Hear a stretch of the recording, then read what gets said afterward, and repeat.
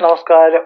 എല്ലാ ഗുരുജനങ്ങൾക്കും ബന്ധുമിത്രാദികൾക്കും ഭക്തജനങ്ങൾക്കും 1000 നന്ദി, നമസ്കാരം.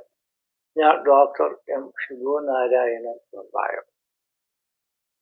കാലഭൈരവ സ്വാമി ക്ഷേത്രത്തിലെ അമാവാസി തോറും നടത്തിപ്പോരുന്ന അമാവാസി പൂജ, കാലഭൈരവ പൂജ, ഇതൊക്കെ ഈ 2025 ഏപ്രിൽ മാസം 27-ാം തീയതിയാണ് നടക്കുന്നത്. ഈ അമാവാസി പൂജയിലുള്ള പ്രത്യേകത എല്ലാ തരത്തിലുള്ള ശാപ, കോപ, ദോഷ, ദുരിതങ്ങളും മാറിക്കിട്ടും. പഴയകാലത്തെ പൂർവികന്മാര് കുടുംബത്തിന്റെ നന്മയ്ക്ക് വേണ്ടി, നാട്ടിന്റെ നന്മയ്ക്ക് വേണ്ടി, ജനങ്ങളുടെ നന്മയ്ക്ക് വേണ്ടി, രാജ്യത്തിന്റെ നന്മയ്ക്ക് വേണ്ടിയൊക്കെയാണ് അമ്പലങ്ങളൊക്കെ പ്രതിഷ്ഠിച്ച് ദേവന്മാരെ പൂജിച്ച് യാഗങ്ങളും ഹോമങ്ങളും കർമ്മങ്ങളും ഒക്കെ നടത്തി ലോകത്തുള്ള സമസ്ത ജനങ്ങൾക്കും ഐശ്വര്യം ഉണ്ടാക്കി തരട്ടെ എന്നുള്ള സങ്കല്പത്തോടു കൂടിയാണ് ഭാരതത്തിലും അതേപോലെ നമ്മളെ ഭാരതത്തിന് പുറത്തു പോയിട്ടുള്ളവരും പലതരത്തിലുള്ള പൂജാ സങ്കല്പങ്ങളും ക്ഷേത്രങ്ങളും ആരാധനകളും നടത്തിപ്പോകുന്നത്.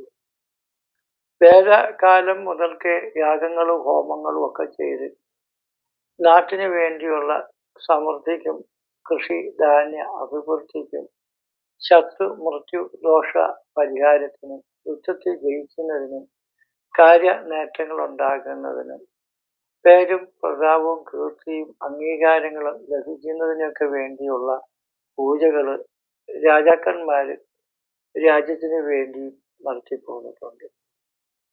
അപ്പൊ കാലഭൈരവ സ്വാമിയുടെ പ്രത്യേകത എന്ന് പറയുമ്പോൾ ഇന്ന് കലിയുഗമാണ്. അപ്പൊ കലിയുഗത്തില് കൂടുതൽ ദുഷ്ടത്തരങ്ങളുള്ള ആൾക്കാരായിരിക്കും കൂടുതൽ. നമ്മൾ ആർക്കും ഒരു രോഗത്തിനോ വിരോധത്തിനോ പോയില്ലെങ്കിലും നമ്മളെ നശിപ്പിക്കാൻ വേണ്ടി ശ്രമിക്കുന്ന ശത്രുക്കളെ നശിപ്പിക്കാൻ വേണ്ടിയാണ് ഭഗവാനെ പ്രാർത്ഥിക്കുന്നതും ദോഷം തീർത്ത് നമ്മളെ എല്ലാവരെയും രക്ഷിക്കണമെന്നും നമ്മൾ ഭഗവാനോട് പ്രാർത്ഥിക്കുകയും പ്രവർത്തിക്കുകയും ചെയ്യുന്നത്. കാലഭൈരവ സ്വാമി ക്ഷേത്രത്തിലെ പ്രതിഷ്ഠ 10 കൈകളുള്ള കാലന്റെ പ്രതിമയാണ്. കൃഷ്ണശിലയിൽ തീർത്ത ഒറ്റക്കല്ലിലുള്ള 10 കൈകളുള്ള 6 അടി പൊക്കമുള്ളതും 3 അടി പീഠമുള്ളതും 5 അടി പഞ്ചവർഗത്തോടു കൂടി ഇരിക്കുന്ന വലിയ ഒരു പ്രതിഷ്ഠാ വിധാനമാണ്.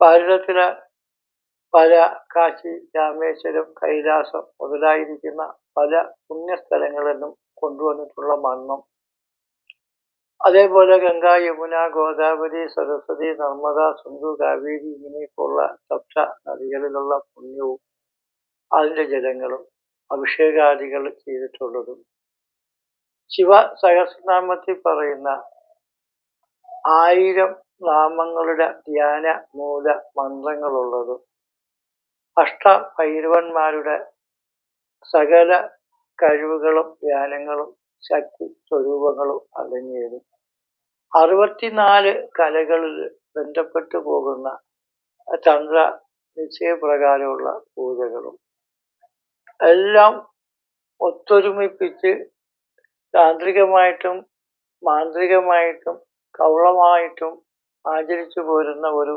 ശക്തി സങ്കേതമാണ്.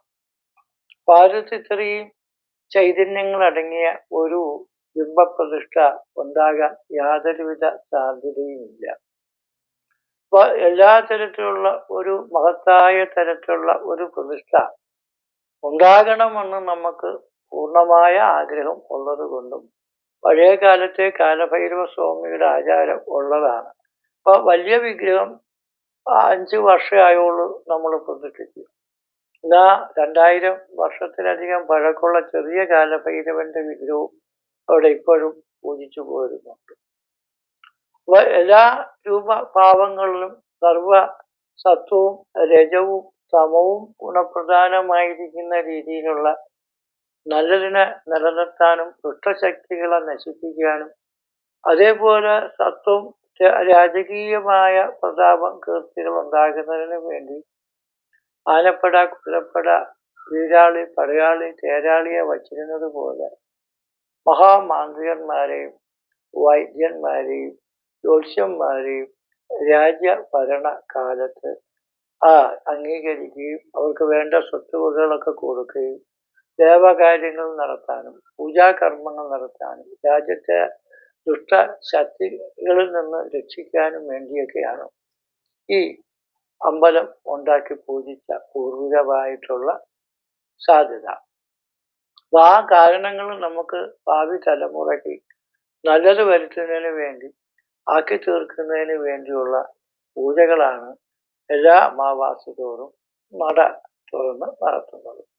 എല്ലാ അമാവാസി ദിവസവും രാവിലെ മുതൽ വൈകുന്നേരം വരെ അമ്പലം തുറന്നിരിക്കും. രാവിലെ ഗണപതി ഹോമം, 10 മണിക്ക് യമൃത്യുഞ്ജയ ഹോമം, 4 മണിക്ക് യമരാജ പൂജ, 5 മണിക്ക് ഭദ്രകാളി പൂജ, 6 മണി തൊട്ട് 7 മണി വരെയാണ് പാല്, തൈര്, അതേപോലെ വെണ്ണ, കളഭം, കുങ്കുമം, മഞ്ഞൾ കുങ്കുമം, പാല്, അതേപോലുള്ളതായിരിക്കുന്ന എല്ലാ വിശിഷ്ടമായ ദ്രവ്യങ്ങളെ കൊണ്ടുമുള്ള അഭിഷേകാദികളൊക്കെ നടത്തിപ്പോരുന്നു. പുഷ്പാഭിഷേകം, ഭസ്മാഭിഷേകം, പുഷ്പ ആരതി, ശിവ ആരതി, ഇങ്ങനെയൊക്കെയുള്ള എല്ലാ കാര്യങ്ങളും നടത്തിപ്പോരും. ഈ പൂജയിൽ പങ്കെടുക്കുക എന്ന് പറയുന്നത് ഒരു പൂർവ്വജന്മ സുഹൃത്തുമാണ്.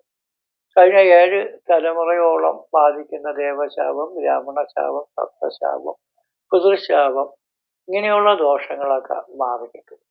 കാരണം പണ്ട് പൂർവികന്മാർ പൂജിച്ചുകൊണ്ടിരുന്ന അമ്പലം, തറവാട്, കാവ് ഇതൊക്കെ പലവരും ഉപേക്ഷിക്കുകയും വിറ്റുമാറി പോകുകയും നാട് വിട്ടും വീട് വിട്ടും രാജ്യം വിട്ടും ജോലിക്ക് വേണ്ടിയും പഠിക്കാൻ വേണ്ടി ഒക്കെ അവർ ഓരോരുത്തരും ഓരോ രാജ്യത്ത് പോകുമ്പോഴാണ് ശരിക്കും പറഞ്ഞ ദേവന്മാരുടെ അനുഗ്രഹം അവർക്ക് ഇല്ലാതെ വരികയും ദുരിതങ്ങൾ 7 തലമുറയോളം ബാധിക്കപ്പെടുകയും ചെയ്യുന്നത്.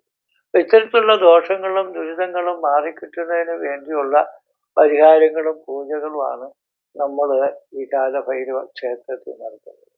ഈ അമ്പലത്തിൽ നടത്തുന്ന എല്ലാ പൂജകളിലും നിങ്ങൾ പങ്കെടുക്കുകയും പ്രവർത്തിക്കുകയൊക്കെ ചെയ്യുമ്പോൾ നമുക്ക് എല്ലാവിധ ദോഷ ദുരിതങ്ങളും മാറിക്കിട്ടാനുള്ള പൂർണ്ണമായ യോഗം ഉണ്ട്. പൂജകളും പരിപാടികളും ബുക്ക് ചെയ്യുന്നതിന് എൻ്റെ വാട്സപ്പ് നമ്പറിലേക്ക് നിങ്ങൾ മെസ്സേജുകൾ അയക്കുക. നിങ്ങൾക്കും കുടുംബത്തിനും സന്താനാദി സഹോദരാദി ബന്ധുമിത്രാദിക്കും എല്ലാവിധ ഐശ്വര്യ അഭിവൃദ്ധികളും പുരോഗതികളും ഉണ്ടാകട്ടെ എന്ന് പ്രാർത്ഥിച്ചുകൊണ്ട് നിർത്തുന്നു. നന്ദി, നമസ്കാരം.